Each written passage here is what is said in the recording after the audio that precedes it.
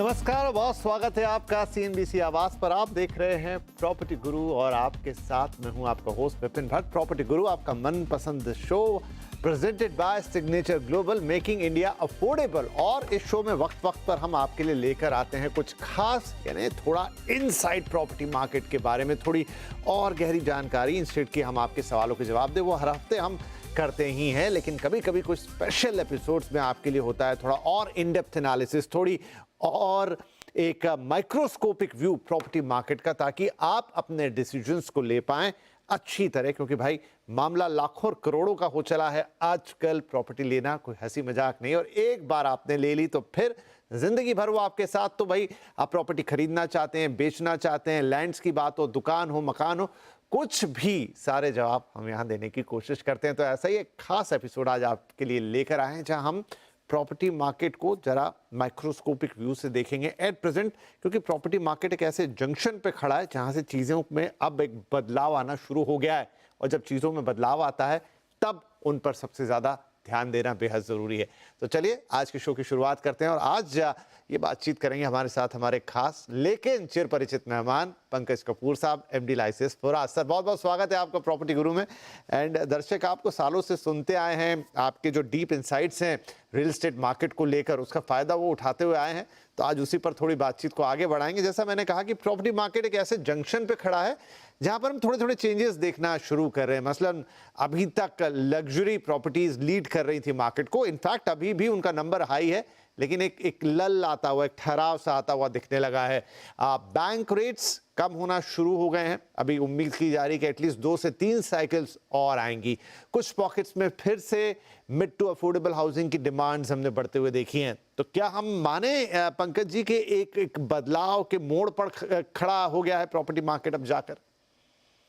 बिल्कुल, और मुझे थोड़ा करेक्शन होता हुआ दिखाई दे रहा है। ये बदलाव एक बदलाव नहीं है, एक करेक्शन है। क्योंकि एक डिमांड है, उसका एक पिरामिड होता है कि जिसमें लग्जरी सेगमेंट है उसका वॉल्यूम कम होना चाहिए, और जो अफोर्डेबल और मिड सेगमेंट है उनका वॉल्यूम ज़्यादा होना चाहिए। लेकिन व्हाट हैपेंड, कोविड के बाद एक अपग्रेडेशन डिमांड की जो सर्ज रही, और हमारे देश में एक बात ये भी है कि बहुत कम एक सेक्शंस ऑफ द पॉपुलेशन है वही एलिजिबल होता है घर खरीदने के लिए, अगर पर कैपिटा के हिसाब से देखें तो इसके लिए जो लोग कैपेबल थे, जो एलिजिबल थे, उनका पार्टिसिपेशन बढ़ा, और लग्जरी और अल्ट्रा लग्जरी मार्केट और अपग्रेडेशन डिमांड को देखते हुए एक आपको रुझान होता हुआ दिखाई दिया। तो बिल्डर के न्यू लॉन्चेस भी ज्यादा हो रहे थे और सेल्स भी उस सेगमेंट में हो रहे थे, और कोविड के बाद एक डिमांड के अंदर अपलिफ्ट भी दिखाई दिया। लोगों के पास ये जरूरत होने लगी कि उनको बड़ा घर चाहिए,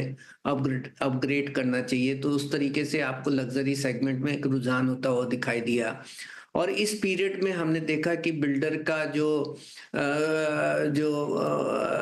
पर्सपेक्टिव था वो मिड और अफोर्डेबल हाउसिंग की तरफ कम हो गया, और हमें न्यू लॉन्चेस भी उस सेगमेंट में कम दिखाई दिए। लेकिन अब जा करके, क्योंकि बहुत सारी डिमांड जो है, वो जो पेंट अप डिमांड थी उसका वो कंज्यूम हो गई, और वहां पे एक सैचुरेशन होता हुआ दिखाई दिया।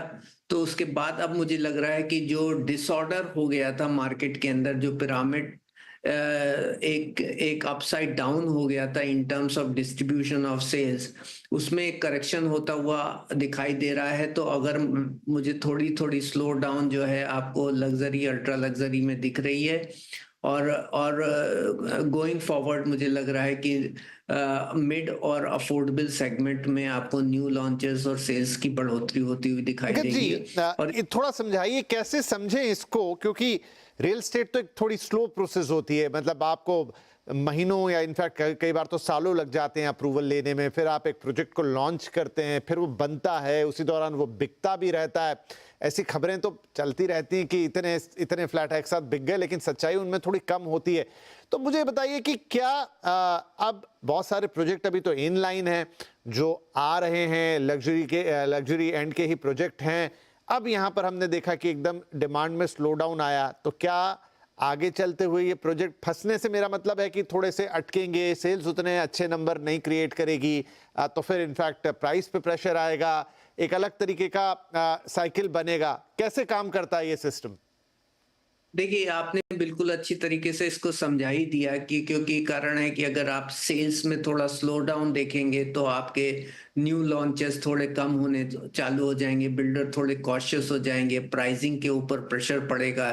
आज के दिन डिमांड को देख करके अगर प्राइजेस में एप्रिसिएशन ज़्यादा दिख रहा है, लेकिन अगर स्लो डाउन सेल्स में होता है तो प्राइसिंग के ऊपर प्रेशर आएगा और तो आपकी ग्रोथ कम हो जाएगी। अगर ग्रोथ कम होती है तो इन्वेस्टर का पार्टिसिपेशन भी कम हो जाता है मार्केट के अंदर, और इसको देखते हुए एक चेंज ओवर मार्केट में होना चालू हो जाता है। तो चेंज जो है वो एक रिफ्लेक्शन दिखाता है कि आपकी डिमांड और डिमांड में क्या अंतर हुआ। डिमांड को देखते देखते सप्लाई में चेंजेस आते हैं, और ये बात जरूरी है कि ये इतना इजी नहीं होता, इसमें एक टाइम लगता है। लेकिन मुझे लग रहा है कि ये टाइम अब आने वाला है, और क्योंकि पिछले 1 या 2 साल के अंदर हम लोगों के अंदर थोड़ा बहुत मॉडरेशन होना दिखाई दे चालू हुआ, और जब बहुत ज्यादा सेल्स होती है और सप्लाई हो रही होती है तो वह एज सच ही बिल्डर थोड़ा सा इस पर्सपेक्टिव से सोचने लगता है कि जो हमने अभी तक का ट्रेंड देखा क्या ये सस्टेन होने वाला है। तो थोड़ा बहुत उनके अंदर कॉशियस ऑलरेडी बिल्ड थी,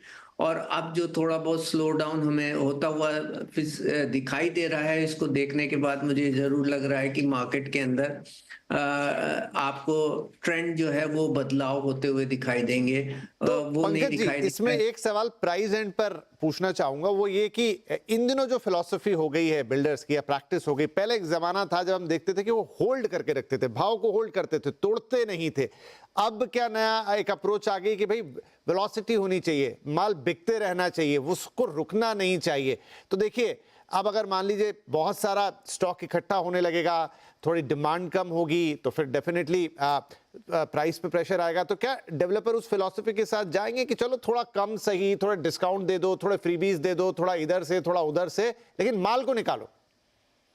देखिए, अभी रेरा के आने के बाद सब कुछ चेंज हो गया। पहले रेरा था नहीं, तो बिल्डर ने लॉन्च कर दिया प्रोजेक्ट, अगर सेल्स स्लो होती है तो कंस्ट्रक्शन स्लो कर देता था, डिले हो जाते थे प्रोजेक्ट्स, उसमें कोई पेनल्टी नहीं होती थी। अब रेरा के हिसाब से वो बाध्य है, वो जब प्रोजेक्ट लॉन्च करता है तो एक पोजीशन डेट देता है और उसको उसको कंप्लाई करना होता है, अदरवाइज वहां पे पेनल्टी होती है। तो रेरा के आने के बाद जो एक एसेंस ऑफ टाइम बिल्डर को समझ में आया कि अगर जो आज वो कमिट कर रहा है वो उसको डिलीवरी करना पड़ेगा, तो उस ये समय का जो एसेंस आने के बाद क्या हुआ कि अब उसे कैश फ्लो मेंटेन करना पड़ेगा। ऐसा नहीं है कि अगर आपने लॉन्च कर दिया और धीमे बिक रहा है तो आप कंस्ट्रक्शन भी स्लो कर सकें। अगर आपको कंस्ट्रक्शन करना है और सेल्स स्लो हो रही है तो आपके कैश फ्लो एडिक्वेट नहीं होंगे। इसके लिए जो है अब सेल्स वेलोसिटी जो है वो एक ज्यादा इम्पोर्टेंट पैरामीटर हो गया rather than sales, rather than price और उसकी ग्रोथ ऑफ प्राइस। जो हमें याद है कि अगर हम आज से 8 साल या 10 साल पहले अगर हम पैनल डिस्कशन करते थे तो बिल्डर हमेशा बोलते थे कि भाव बढ़ गए हैं एंड वो प्राइस कम नहीं कर सकते, और इन्वेंट्री जिस प्राइस पे वो होल्ड होगी चाहे वो बिक रही है या नहीं बिक रही है। अब वो पर्सपेक्टिव जो है वो खत्म हो गया, क्योंकि अब पेनल्टी ज्यादा है और builder has learn the hard lessons, क्योंकि उन्हें समझ में आया कि जितना इन्वेंट्री होल्ड कर रहे हैं उससे उनकी फाइनेंस कॉस्ट और इन्फ्लेशन ड्रिवन जो कॉस्ट है वो बढ़ती जा रही है।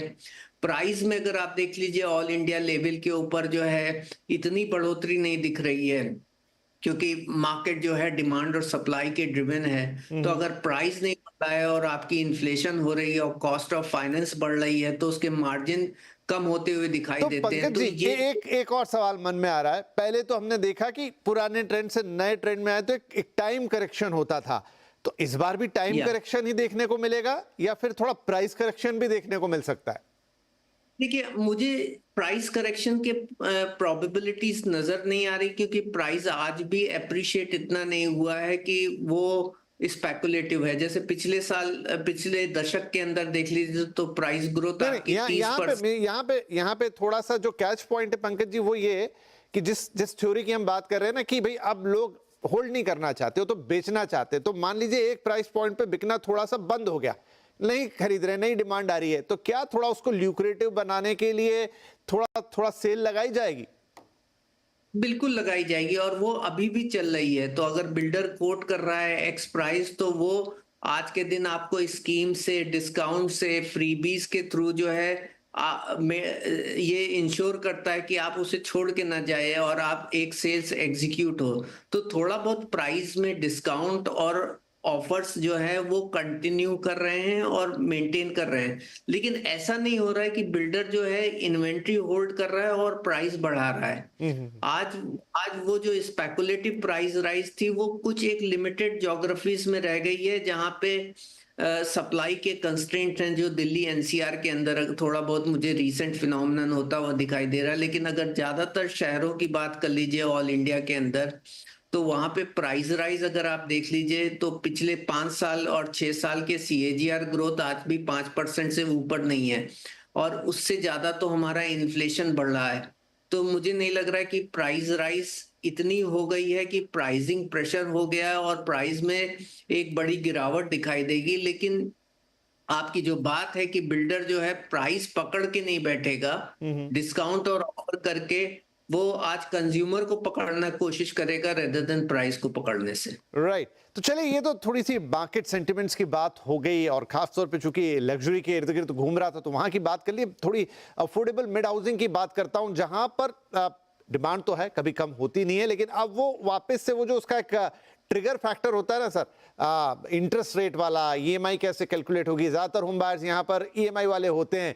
क्या अब जो साइकिल शुरू हुआ है, जहां एक रेट कट आया है, बैंकों ने भी ईएमआई घटाई है, आगे और 1 से 2 रेट कट तो एटलीस्ट एक्सपेक्टेड है, आगे और फेवरेबल होगा तो शायद और एक आध देख ले, क्या यहां से अब मिड और अफोर्डेबल हाउसिंग का पहिया घूमेगा? मुझे लग रहा है, और मुझे बिल्कुल इस तरीके का जो है रुझान होता हुआ दिखाई दे रहा है। और साथ में जो बजट के अंदर जो एक बेनिफिट मिला 12 लाख से नीचे इनकम वालों के लिए, अगर आप डुअल इनकम को देख लीजिए तो आपका 2-2.5 लाख रुपए तक की सेविंग होती है एक अफोर्डेबल हाउसिंग के घर खरीदने वाले ग्राहक के लिए। और ये एक अच्छा इंसेंटिव्स है, और ये आपको पेरिफेरल मार्केट और टायर 2 टायर 3 सिटीज में ग्रोथ होता हुआ दिखाई लेकर के आएगा, और इसका इम्पैक्ट जरूर पड़ेगा मार्केट के अंदर, मिड और अफोर्डेबल हाउसिंग के अंदर। तो ये ज्यादातर लॉन्चेस या ज्यादातर जो सेल्स या डिमांड आप कहाँ आते देख रहे हैं? टियर 1 बड़े शहरों में, या टियर 2 टियर 3 वहां पर थोड़ा सा एक वे फॉरवर्ड लेंगे? देखिए, जहां जहां पे सप्लाई कंस्ट्रेंट्स हैं, अगर टायर 2 सिटीज देख लीजिए तो टायर 1 के हिसाब से वहां पे आप इन्वेंट्री ओवरहैंग आज के दिन 14 या 15 मंथ का रह गया है। और वो इसके लिए कि टायर 1 में फिर भी न्यू लॉन्चेस हुए, लेकिन टायर 2 का जो बिल्डर है वो कॉशियस था, और मिड अफोर्डेबल हाउसिंग में इतनी ज्यादा तेजी दिख नहीं रही थी, तो इसको रहते हुए न्यू सप्लाई का भी फ्लो कम था। मुझे लग रहा है कि वहां पे बढ़ोतरी होती हुई आपको दिखाई देगी, टायर 2 सिटीज में पेरिफेरल मार्केट में बढ़ती हुई दिखाई देगी। कुछ टायर 1 सिटीज लाइक आपके दिल्ली एनसीआर जो है, अगर आप मुंबई के हिसाब से देख लीजिए तो 1/5 ऑफ द सप्लाई हो गई है। वहां पे न्यू लॉन्चेस उस ढंग से नहीं आए जो आने चाहिए थे। तो मुझे लग रहा है आपके दिल्ली एनसीआर और नॉर्थ इंडिया के सराउंडिंग रीजन्स में आपको सप्लाई में ग्रोथ होती हुई दिखाई देगी, और अक्रॉस इंडिया में टायर 2 सिटीज में आपको ज्यादा ग्रोथ होती हुई दिखाई देगी। राइट तो ये था अभी तक का जो रियल एस्टेट मार्केट है उसका लब्बो लुआब, किस तरीके से धीरे से रियल एस्टेट मार्केट ने करवट ली है, उसके इम्पैक्ट किधर आएंगे, कहां अभी तक चीजें बिक रही थी, दाम कैसे चल रहे थे, किन शहरों का क्या हाल था, कौन सा सेगमेंट थ्राइव कर रहा था, अब किसकी बारी है और इसमें आपके लिए क्या खास है। थैंक यू पंकज सर, बहुत ही सरल शब्दों में और इन डेप्थ आपने ये एनालिसिस हमें दिया, एंड आई होप हमारे जो दर्शक हैं, हमारे जो घर खरीदार हैं, ग्राहक है, एस्पिरेशन जो रखते हैं घर खरीदने की या इंटरेस्ट रखते हैं इन्वेस्टमेंट के पॉइंट ऑफ व्यू से या इन जनरल, उनको एक नया तजुर्बा हुआ होगा सुनकर, और एक नया एक फॉरवर्ड लुकिंग एक रास्ता दिखाई दिया यहाँ पर कि कैसे अब यहाँ से हमारा रियल एस्टेट मार्केट बिहेव करेगा। बहुत बहुत धन्यवाद अपना वक्त निकालने के लिए, कार्यक्रम में हमारे साथ शामिल होने के लिए। चलिए इसी के साथ हम लेते हैं एक छोटा सा ब्रेक, लेकिन ब्रेक के उस पार आपके लिए है कुछ खास। छोटा सा ब्रेक।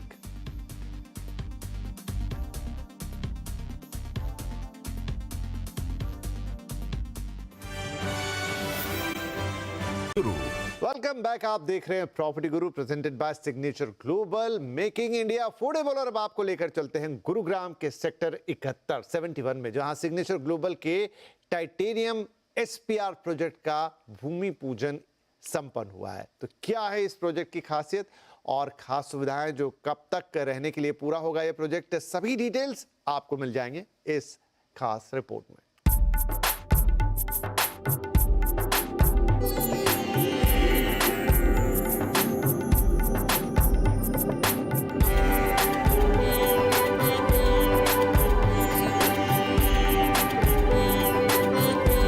सिग्नेचर ग्लोबल ने सिग्नेचर ग्लोबल टाइटेनियम एसपीआर का भूमि पूजन कर एक नए युग की शुरुआत की, जो दिल्ली एनसीआर में लग्जरी लिविंग को रीडिफाइन करेगा।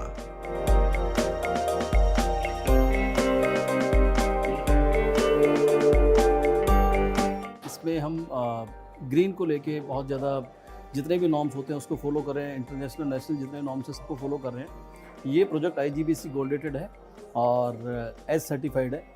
तो ये सब हमारा भरसक ये प्रयास है। जैसे कि ये पूरी जो प्लानिंग है तकरीबन 100 एकड़ के आसपास की ये प्लानिंग है। पूरा इसका पूरा जो नाम हमने रखा था टाइटेनियम SPR इस प्रोजेक्ट का नाम है। पूरी 100 एकड़ के आसपास की ये प्लानिंग है। इसमें जो हमने टाइटेनियम SPR का जो प्रोजेक्ट लॉन्च किया था फेज़ 1 का, उसके अंदर तकरीबन 14 एकड़ के आसपास का प्रोजेक्ट हमने लॉन्च किया था।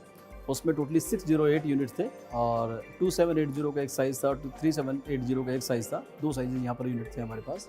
और इसमें सबसे अच्छी चीज़ ये थी कि इसमें 55 एम्यूनिटी हमने इसमें दी थी, क्योंकि जब बड़ा प्रोजेक्ट आपके पास होता है तो अच्छी से आप प्लानिंग कर पाते हैं। 7 लगून्स हमने इसके अंदर दिए थे और 2 का कोर इसमें था, 3 का कोर इसके अंदर था। तो ये जो प्रोजेक्ट है अपने आप में बहुत ही unique in terms of green, in terms of planning, बहुत क्लास है अपने आप में। और इसके अंदर जो कंस्ट्रक्शन पार्टनर हमने लिए हैं कैपेसाइट को लिए हैं और जो हमारे आर्किटेक्ट रहे हैं वो DPA सिंगापुर रहे हैं। तो आप इन टोटलिटी में अगर देखें तो इस पूरे प्रोजेक्ट के अंदर जो डिज़ाइन करने वाले लोग हैं और जो बिल्ड करने वाले लोग हैं और जो प्लानिंग करने वाले लोग हैं और बाकी जितनी भी इंटरनेशनल चीज़ें, नेशनल चीज़ें, जो पैरामीटर्स हैं, उन सब के कसौटी पे अगर इसको हम कसें तो ये प्रोजेक्ट अपने आप में बहुत ही यूनिक और बहुत ही खास है। सिग्नेचर ग्लोबल टाइटेनियम SPR सिर्फ एक टाउनशिप नहीं बल्कि एक फ्यूचरिस्टिक सिटी है, जो मॉडर्न लिविंग के साथ सर्टिफाइड क्वालिटी कंस्ट्रक्शन लेकर आ रहा है। देखिए 71 के प्रोजेक्ट पे आज हम खड़े। भूमि पूजन हमने आज किया है। जब से ये लॉन्च हुआ है 71 का प्रोजेक्ट, तब से बहुत अच्छा इसका रिस्पॉन्स आया है। कस्टमर को लेके इसमें कस्टमर्स ने बहुत ज़्यादा अपनी यूनिटें बुक कराई है और इसका जो आज तक का जो रिजल्ट आया, काफ़ी लोगों ने इसको पसंद किया है। सिग्नेचर ग्लोबल टाइटेनियम SPR हर पहलू से खास है। मॉडर्न एमिनिटीज और हरियाली का बेहतरीन संतुलन इसे एक सस्टेनेबल टाउनशिप बनाता है।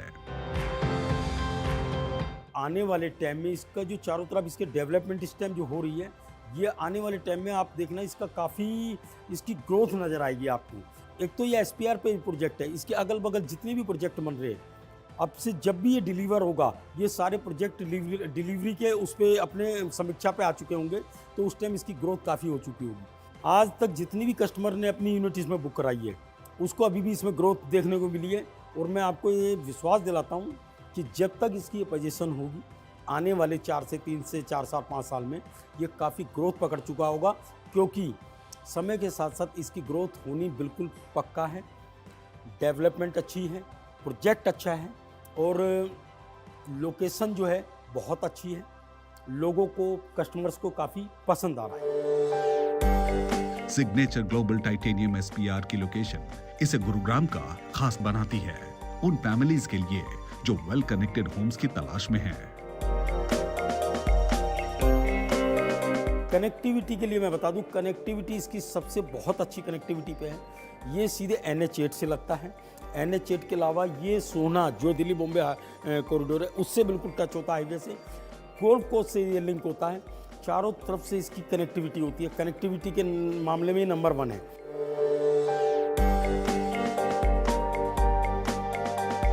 सिग्नेचर ग्लोबल टाइटेनियम SPR को शुरुआत से ही ग्राहकों से जबरदस्त रिस्पांस मिला है, जो इसकी लोकप्रियता को दर्शाता है।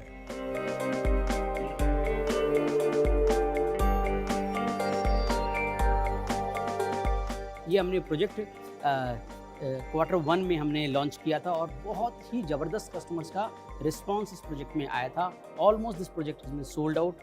ये प्रोजेक्ट कई मायने में बहुत ही यूनिक है क्योंकि इसके अंदर करीबन 55 प्लस अमेनिटीज़ हैं, लगून्स हैं, पूल्स हैं और साथ साथ इसमें 2 कोर का product means the next level of luxury और with the private access of lift to each and every flat. That's a unique feature of the project and many more things. The school is there, means club is there so means in future also it is a part of one of the ecosystem which we are going to develop on the SPR region. Means एक पूरा एक reason हम develop कर रहे हैं जिसके अंदर sports facilities भी आएंगी, मैनी फेजेस ऑफ लॉन्चेस भी आने वाले हैं और साथ साथ कॉमर्शियल ऑफिस स्पेसेस, बहुत बड़ी सारी चीज़ें, पूरे इकोसिस्टम का हिस्सा बनने वाला। ये सिंपल एक प्रोजेक्ट नहीं है, ये एक इकोसिस्टम है जहाँ पर कस्टमर एक live, work, play and rejuvenate, जो कंप्लीट लाइफ के सारे पिलर्स हैं वो यहाँ पूरे कर पाएगा।